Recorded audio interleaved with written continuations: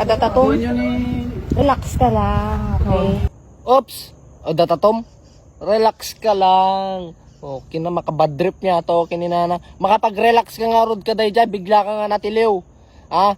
Natiliw ka nga, bigla nga basbasol mo. Nya. Nga ko na anak, adi pa anak na, dadji ko, dadji naman ng ospital. Dadji ospital dyan anak na, masakit. Tapos kasday pay, tiniliw yo.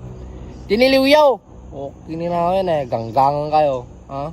Api kasi dyan ay, no nakurapay, nagalisto nga matiliw. No nabaknang ti may isang nga tao, nagrigat nga tiliwan. Bias kayo nga talaga, bias. Sobrang bias. Bias kayo. Tapos na adi man kuan, adi bagamat nga may samot. Yung bagam nga no datat basta kasla double meaning kanya kaji, bagam datatom, relax ka lang. Diyos ko. Nya jay, okay na double meaning to kinana kat more ni sawan no datato na masamang tao. Kasjay. Kasjay.